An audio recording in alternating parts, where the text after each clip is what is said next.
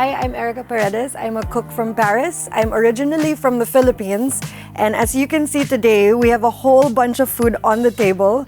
I'm going to be doing a Filipino-style barbecue using the Severin BBQ, which I've had the chance to use and I really love it. So I'm going to teach you a few tricks on how to do a barbecue at home. Over here, I have pork barbecue on sticks. I have squid. I have chicken, boneless thighs.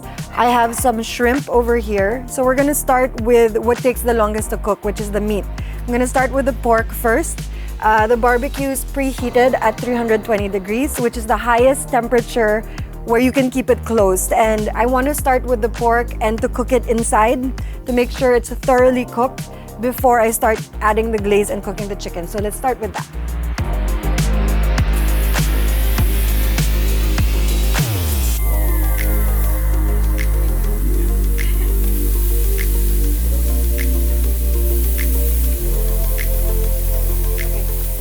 I'm actually gonna keep this open for a few minutes just so it gets some color on both sides. I'm gonna turn it before I close it. And at the same time, I'll add the corn in to keep it warm, and we will char the corn later on. So like any barbecue, you actually don't add the glaze until last because the sugar is going to burn your food. So just cook it, and then when it's already cooked, that's when you start adding anything with sugar in it. If it's a honey glaze or anything like that. My glaze for the barbecue is super typical Filipino style. It has banana ketchup, which I know sounds weird. It's a ketchup made out of bananas. It has some soy sauce, some ginger, garlic, and last, I put brown sugar before I reduced it down into a glaze. So I'm really excited for you guys to see the end product of this because it will be a feast for sure. Okay, so after you've added some color to your pork, you can see it's cooking a little bit. What we want to do is cook it first before adding the glaze. So I'm going to close the barbecue to help speed up the cooking process. And you don't have to worry. Look, I'm touching it and I'm not getting burnt. So if you accidentally touch the barbecue, or if your kids do, which I think is the worst worry of any parent, and I'm a parent, they're not gonna get hurt. So actually the e-barbecue is safe for use for kids. If you teach them how to use it properly, you know, they can help you while you're cooking, and it's not, you don't have to worry about them getting hurt.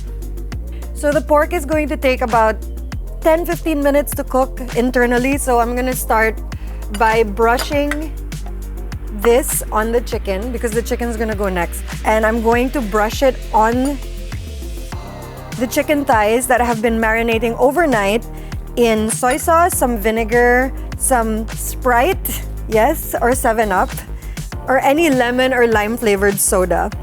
So we're going to brush this on. Gives it a nice orange color. And that's another good thing about this barbecue is you can use it indoors. So you don't have to worry about having a backyard or a garden because I suppose you guys know in Paris we have tiny apartments with no backyard. So being able to barbecue indoors is like a dream come true. Okay, so we have this on standby while we wait for the chicken. We're gonna add a little bit of salt. Although it's already marinated and seasoned just before we put it on the grill. Let's check on the pork. Ooh. This should be ready very soon for glazing.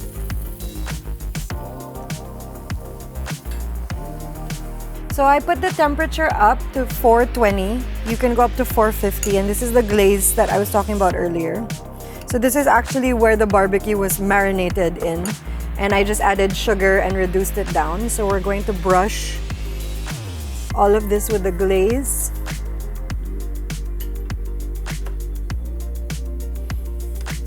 And if you don't want to do Filipino style barbecue, you could do any barbecue. Do pork marinated in whatever you want. Use honey instead of brown sugar, vinegar instead of lime. It's really up to you, but what I suggest is you always have a savory factor, something a little bit sweet, something acidic, and a little bit of heat. So to get that perfect balance. So I'm keeping the corn on the other side, which stays at 320. Even if this is boosted up to the highest heat, that side will always stay on 320. So it keeps the corn warm, and then later we're gonna transfer it to the hotter side. Okay, so I think we've achieved what we were trying to achieve, which are these grill marks. This is so amazing. There's no charcoal, but it smells like a charcoal grill. I have no words. So we're going to put this here and then start with the chicken, which we already brushed with the chicken fat. So don't be alarmed. This is going to like fire up a bit, but that's just the fat of the chicken.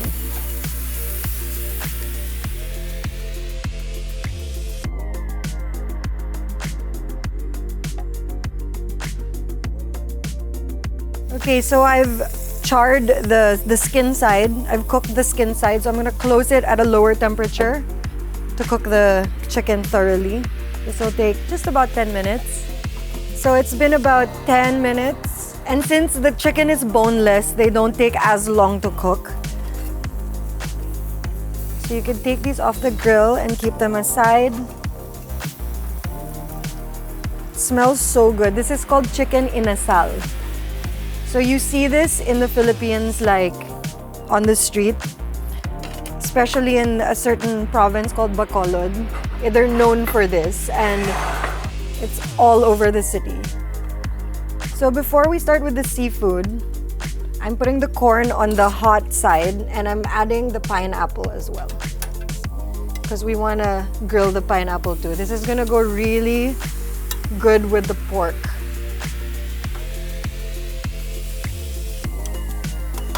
So it's in about 450 degrees.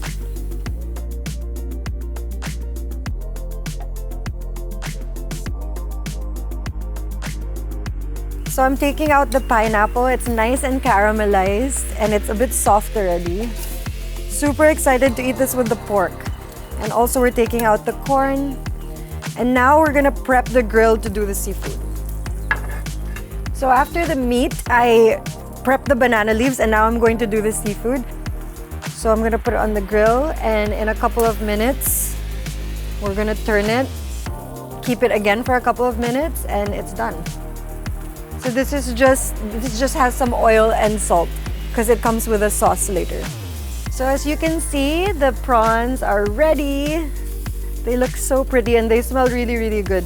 The good thing about shrimp, like prawns, is they don't need much. Just salt, sometimes not even. They have natural saltiness already from the sea, but you can add some salt and oil. And even just on its own like that, it's fine.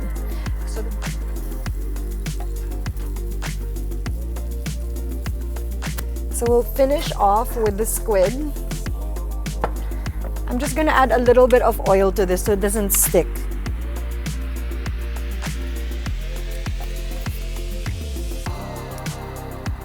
Again, on super high heat.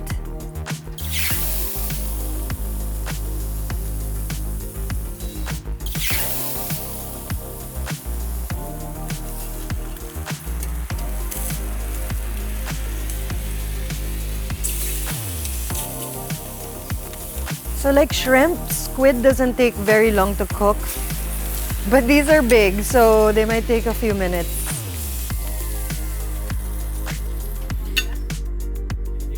So we're ready to plate. So we have our banana leaf ready. It was prepped earlier on the grill as well, so you can see it's nice and shiny, and it's ready for the food to be plated on it. So this may seem overwhelming, but I told you it was going to be a feast, and this is the way we eat for celebrations in the Philippines. It's called kamayan because kamay means hands, and you eat with your hands. Everything here can be eaten with your hands. That's why we like to put things on sticks and things that are easy to eat. And even the squid, you can just pull it apart with your hands. It doesn't matter. So let's put it on a plate and make it look pretty. I'm going to start with, let's start with the pork barbecue. I'm just gonna glaze it a little bit more.